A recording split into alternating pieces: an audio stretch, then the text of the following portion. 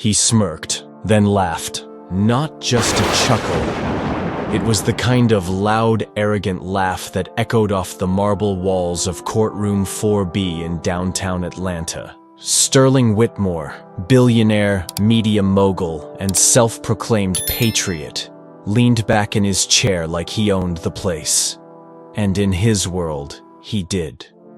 For decades, his name had been whispered in political backrooms and plastered across skyscrapers. He was untouchable, until today. At the front of the room stood Judge Naomi Prescott. Calm, composed, and distinctly unmoved by the spectacle before her. She was the first black woman to ever preside over a federal business misconduct case of this magnitude in Georgia. And Sterling made sure everyone in the courtroom knew exactly what he thought of that. Really? He scoffed, loud enough for the gallery to hear. A diversity hire is going to judge me? This'll be fun. Gasps rippled through the room. A few jurors looked down, uncomfortable. One of the court officers clenched his jaw, but Judge Prescott didn't flinch. She simply adjusted her robe, looked him dead in the eyes and said, "Mr. Whitmore, I suggest you choose your words carefully, because the next sound you hear may not be laughter, but the sound of justice catching up to you." The gallery fell silent. Even the camera crews, assigned to cover this high-profile case, paused, waiting to see what would happen next. Sterling leaned in, still smiling. "You think you scare me? I own half the people in this city." Then he chuckled again, darker this time. "Let's not pretend we're equals." But what Sterling didn't know was that Judge Naomi Prescott had something he couldn't buy. A sealed folder on her desk that would not only shatter his empire, but expose secrets that could land him behind bars for the rest of his life. And that folder, she was about to open it. What happened next would send shockwaves through the legal world, turning a courtroom into a battlefield and a billionaire into a man begging for mercy. Because arrogance has a price. And today, Sterling Whitmore was about to pay every penny. Sterling Whitmore didn't become a billionaire by playing fair. He became one by making the rules, and then breaking them when they got in his way. From the outside, he was the American dream wrapped in tailored suits and private jets. Founder of Whitmore Media Group. Guest speaker at Ivy League commencements. Donor to both political parties, depending on who needed him more. But behind the headlines and photo ops lived a man who built his empire on lies, fear, and manipulation. He used NDAs like bandages, lawsuits like grenades, and when that wasn't enough, he used people, especially people who couldn't fight back. For years, whistleblowers had come and gone. Each time, Sterling's legal army made them vanish. Either with settlements or silent threats, he paid off inspectors. He laundered campaign funds through shell charities. He even silenced victims of harassment by weaponizing the very justice system that was supposed to protect them. And when the press caught a whiff of it, he bought the press. But Naomi Prescott was different. Born and raised in Atlanta's West End, she knew what it meant to be underestimated. She'd seen men like Sterling her whole life. Men who thought wealth was worth more than truth. Men who believed power couldn't be questioned, only obeyed. What Sterling didn't know was that years before she ever donned the robe, Naomi had worked as a civil rights attorney, representing victims of discrimination, corruption, and fraud. And one of her earliest clients, a woman who had lost her job and nearly her life after reporting financial misconduct inside a certain media company. Whitmore Media Group. That woman never got justice. The case was buried, the evidence disappeared, and she eventually left the country. But Naomi never forgot her name. So when Sterling Whitmore's case landed in her courtroom, it wasn't just another file. It was a reckoning. Years in the making. And this time, the evidence wasn't going anywhere. Because Naomi Prescott had spent the last 6 months reviewing every sealed document, every tax discrepancy, every hidden wire transfer. And the sealed folder on her desk wasn't just a legal formality. It was a bombshell, one that would detonate with every word Sterling said, every laugh, every insult. She didn't need to raise her voice. She didn't need to match his arrogance. All she needed was the truth. And when that truth came to light, it would expose more than just financial fraud. It would reveal the soul of a man who believed money could erase anything, even guilt. The courtroom was designed to be neutral. Cold marble, balanced lighting, equal seating.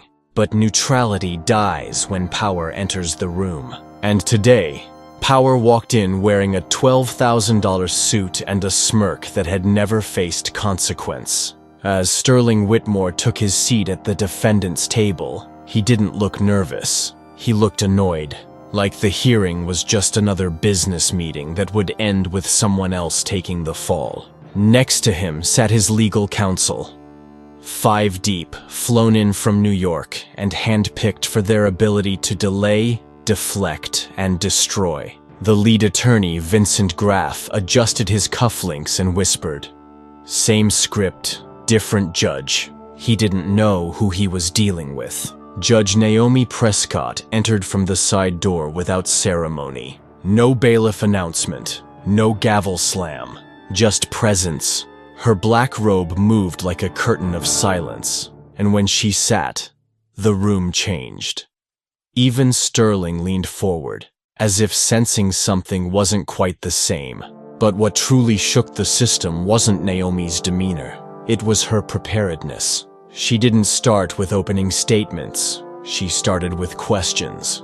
"Mr. Whitmore," she said, her voice smooth but firm, "would you care to explain the discrepancy between your reported charitable donations and the financial statements submitted by your own foundation?" Sterling blinked. No warning, no preamble, just fire. His lawyer tried to object, but Naomi cut him off with a raised hand. "I've reviewed the file," she said. "All 782 pages of it. If you haven't, that's on you." The gallery stirred. This wasn't the script they were used to.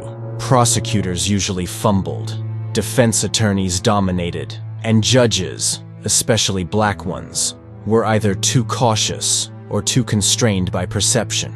But Naomi Prescott was neither. She was sharp, unshakable, and, worst of all in Sterling's eyes, unafraid. By the time the prosecution attempted their first question, the courtroom had already turned. The jury, once indifferent, now leaned in. The bailiff stood straighter. Even the stenographer paused longer between notes, unsure whether she was recording a trial or a reckoning. Sterling's smirk faded by degrees. This wasn't just about offshore accounts or fraudulent donations anymore. It was about control. And for the first time in decades, he didn't have it. The legal system, the one he'd bought, bullied, and bent, was no longer shielding him. It was looking at him through the eyes of a judge who had nothing to prove, but everything to expose. Sterling adjusted his tie. His fingers, once steady, now trembled ever so slightly. It was the kind of tremble only visible to those who knew where to look, and Judge Naomi Prescott noticed. "Let's proceed," she said, her eyes never leaving him. The courtroom fell into a silence that wasn't empty. It was loaded, like a storm had been circling overhead, waiting for someone to strike the first match. Sterling's attorney, Vincent Graff, rose with a smirk still lingering on his lips. He walked toward the bench with rehearsed confidence, voice cool and arrogant. "Your Honor, we motion to dismiss the subpoena of Mr. Whitmore's personal financial records on the grounds of irrelevance." "Denied," Naomi interrupted before he could even finish. Graff blinked. The gallery held its breath. "Relevance," Naomi said calmly. is not determined by convenience, Mr. Graff. A ripple of surprise moved through the courtroom. This wasn't how things were supposed to go. Usually, defense attorneys like Graff dictated the rhythm of the case. They overwhelmed, obstructed, delayed, and judges let them. But Naomi Prescott wasn't here to play defense. She was here to peel back the layers. Mr. Whitmore, she continued, turning her attention to Sterling directly.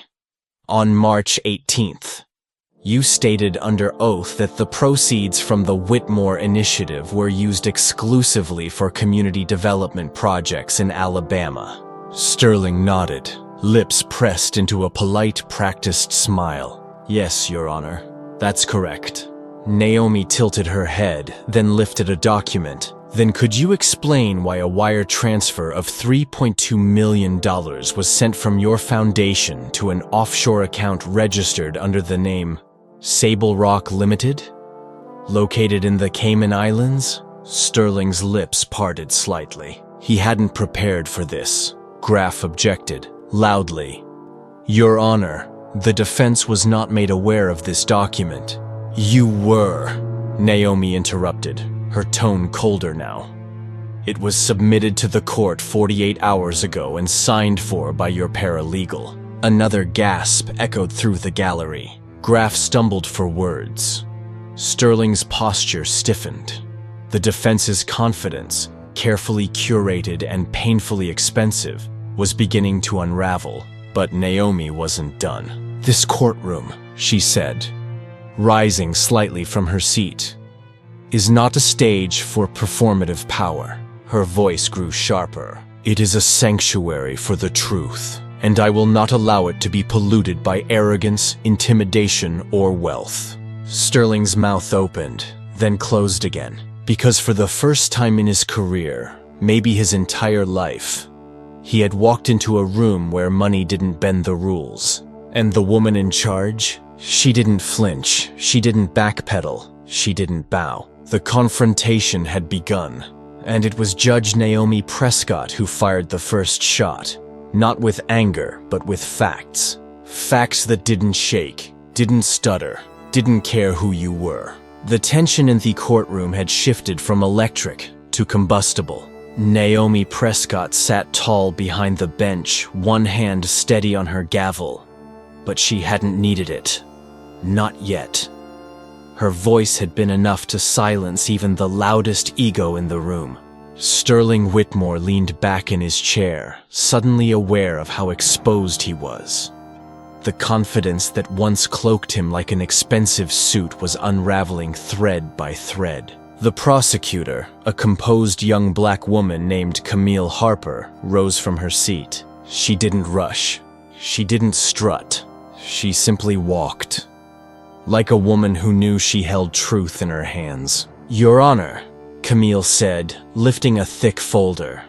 We request permission to submit Exhibit 47B, a chain of wire transfers certified by the U.S. Treasury Department, showing that the Whitmore Initiative received $18 million in federal grants over a 6-year period. Naomi nodded. Proceed. Camille handed the documents to the bailiff. A few seconds later, they were projected onto the courtroom screen. Line after line of transfer records. Precise, time-stamped, and damning. Sterling tensed. He shifted in his seat, his smile fading into a twitch. Camille continued. The funds were earmarked specifically for under-resourced schools in Jefferson County, Alabama. A murmur stirred in the gallery. But, Camille said, flipping the page, as you can see in the second document, nearly 70% of those funds were rerouted to shell companies, all of which share a corporate registry address with Sable Rock Limited. She paused. The screen changed again. This time, showing a zoomed-in image of a glossy tropical office tower in the Cayman Islands, and beneath it, the names of the subsidiaries: Sable Rock Limited, Albion Group Holdings, Harrow Trust, each one tied directly back to Sterling Whitmore. Sterling's jaw clenched. His attorney jumped to his feet. "This is speculative at best." Naomi cut him off. "Sit down, Mr. Graff." Her voice didn't rise, but it didn't need to. Graff looked at Sterling, then slowly sat down. A man who finally understood that the usual tricks weren't going to work here. Camille Harper's voice grew firmer. "We also discovered that in 2019, Mr. Whitmore authorized a private gala hosted in Atlanta under the guise of a charity fundraiser. $650,000 was raised, supposedly for hurricane relief in the Gulf Coast. Not a single dollar ever made it to relief efforts." A gasp rippled through the gallery, but Camille wasn't done. She reached into her briefcase and pulled out a small hard drive. "And finally, Your Honor, we have audio." Naomi raised an eyebrow. "Proceed." Camille handed the drive to the court technician. A few seconds later, a male voice played through the courtroom speakers, clear and unmistakable. It was Sterling. "I don't care if the schools have leaky roofs, all right? It's optics. We cut a few ribbons, give them a laptop cart, take some pictures. Done. The rest of it's ours." Silence. You could hear the breath catch in the room. Sterling looked like he'd been struck. Camille didn't smile. She didn't gloat. She simply said, "The voice in the recording is verified by 2 independent forensic audio experts. We also have the raw metadata." Naomi leaned forward. "And when was this recording made?" "June 12th, 2021. 6 days before Mr. Whitmore's foundation submitted a request for $4 million in federal education funds." Naomi sat back. For a moment, no one moved. Even Sterling, once a fortress of smug superiority, sat in stunned silence, his hands folded tightly, eyes unfocused, because there it was. The mask had slipped, and behind it wasn't a visionary philanthropist or a misunderstood businessman. It was a fraud, a manipulator, a man who had siphoned millions meant for children, then laughed behind closed doors. Naomi looked at Sterling, then she looked at Camille, and then she looked at the jury. The moment didn't need words. The truth had spoken, not with emotion, not with accusations, but with undeniable proof. And the man who once laughed at the judge, he wasn't laughing now. He was drowning in silence, and that silence was justice, rising like a tide. For a few seconds, Sterling Whitmore sat motionless, his mouth dry, his fingertips tapping silently against the oak table in front of him. It wasn't denial, it was calculation, but the courtroom had already shifted. Judge Naomi Prescott adjusted her robe, then leaned forward slightly. Just enough to let everyone know she was no longer observing. She was preparing to act. "Mr. Graff," she said, addressing Whitmore's attorney, "do you wish to rebut Exhibit 47B? Graff looked as if the question had knocked the wind out of him. I'd like to request a recess." Naomi's eyes narrowed. "Denied." Sterling shifted in his seat, then finally stood. Slowly, as if his legs were no longer sure they belonged to a billionaire. He turned to Naomi. His voice cracked, but he forced a smile anyway. "Your Honor, I think we're blowing things out of proportion. Yes, my foundation may have misallocated funds, but it's all politics, isn't it? If we investigated every nonprofit..." Naomi raised one hand. The room went dead silent. "Mr. Whitmore," she said evenly, "you are not on trial for being a politician. You are on trial for fraud, obstruction, and financial exploitation." Sterling's mouth opened, closed, opened again, but no words came. He turned to the gallery, where cameras pointed at him like rifles, where the public he had once dazzled with charm and flash now stared at him with nothing but disgust. And in the front row, 2 black mothers sat shoulder to shoulder, clutching the hands of children whose schools had never received the promised support, whose roofs still leaked. whose textbooks still dated back to 2009. And now they knew why. Naomi tapped her gavel once. This court will recess for 15 minutes. After that, we proceed to final arguments. But just before the bailiff could stand, Camille Harper raised her voice again. Your Honor, with the court's permission, the state would like to submit one final exhibit. Naomi looked intrigued. On what basis? Camille glanced at the back of the courtroom, where a tall black man, mid-50s, impeccably dressed in a navy suit, stood holding a brown envelope. My final witness just arrived, she said. Naomi nodded. Proceed. The man stepped forward. His voice when he spoke was calm, crisp. My name is Edward Chambers.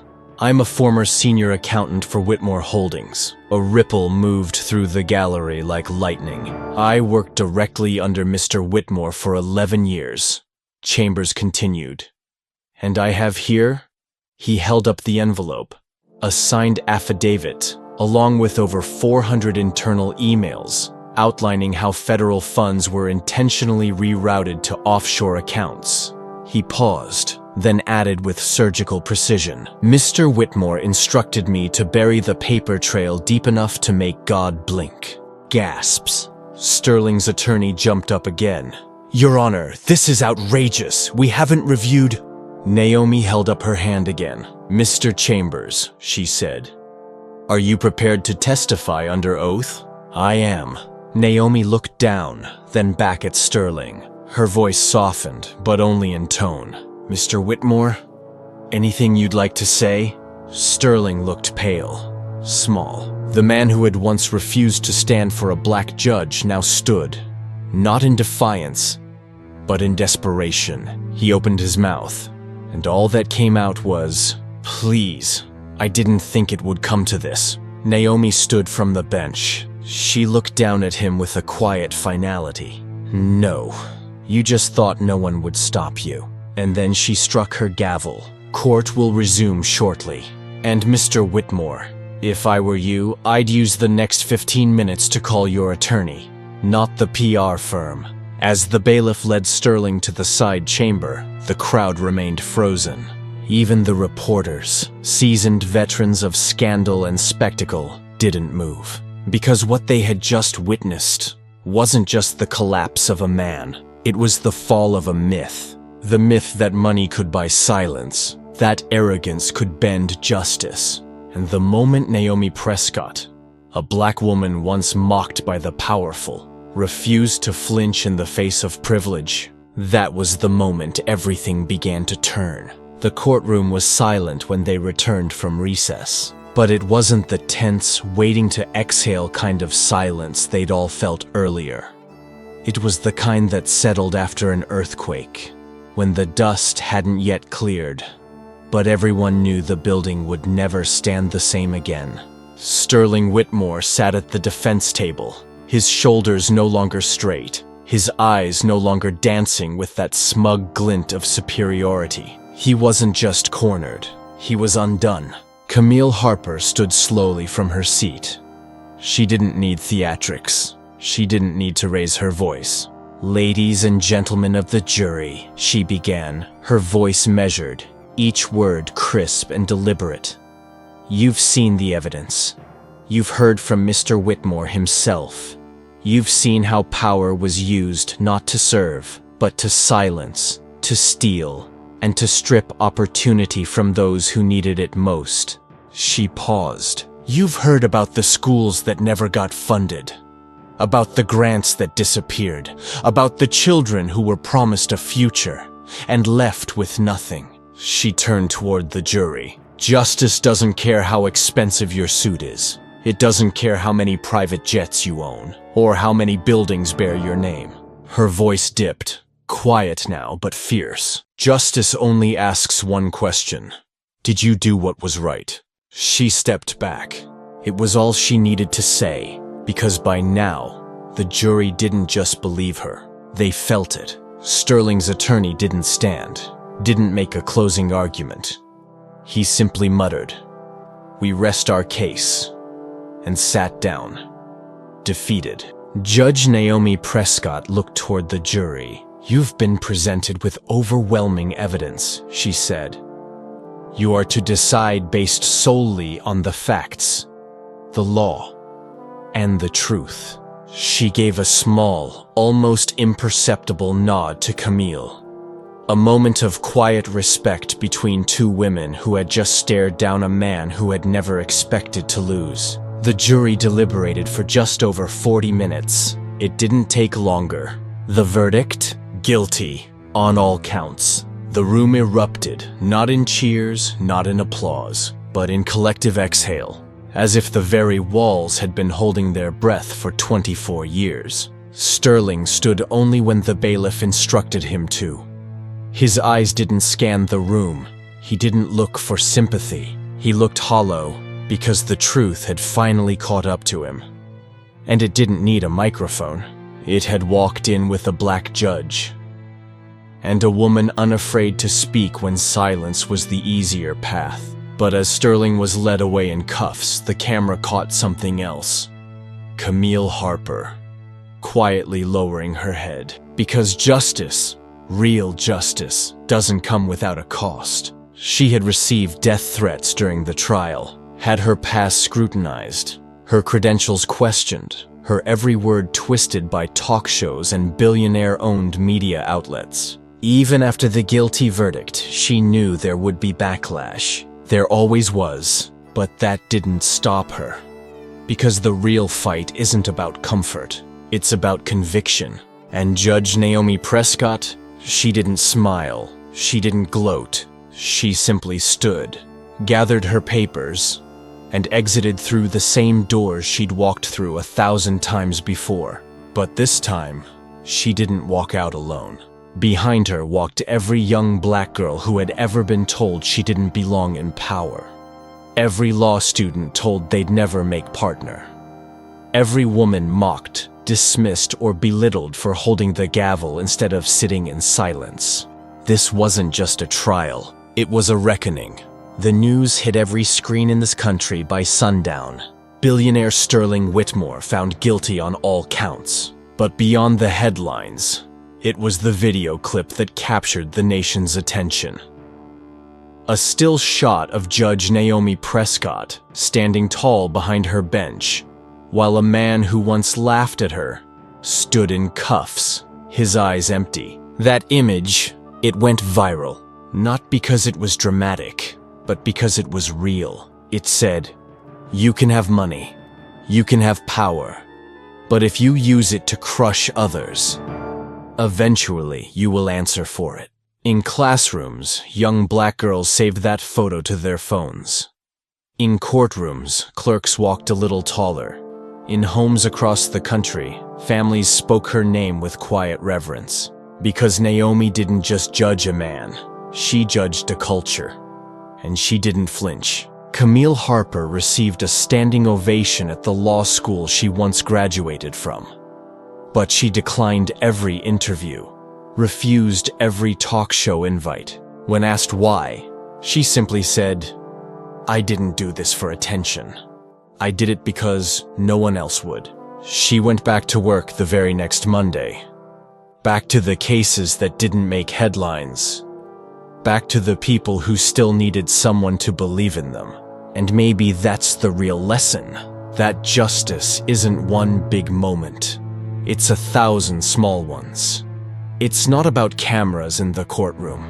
It's about courage in the quiet. It's about doing what's right, even when it's hard, even when it's lonely, even when the room is against you. So let me ask you, have you ever been in a room where truth felt like it didn't belong? Where silence was safer than standing up? Because if you've ever been there, then this story was for you. This isn't just a courtroom drama. It's a reminder that the world doesn't change when power speaks. It changes when truth refuses to stay quiet. What would you have done if you were in Camille's place? Would you have spoken up? Would you have risked everything just to do the right thing? Tell us in the comments. If this story moved you, if it made you angry, proud, or inspired, hit that like button.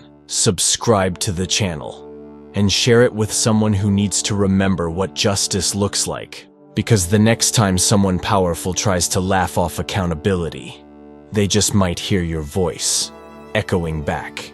At KaYi, we don't just tell stories, we raise the voices history tried to silence. We shine a light into the places power hoped you'd never see. And if you've ever felt unseen, unheard, or underestimated, know this: you are not alone, you are not powerless, and your truth deserves to be told. Join us, because this isn't just content, it's courage. And you're part of it now.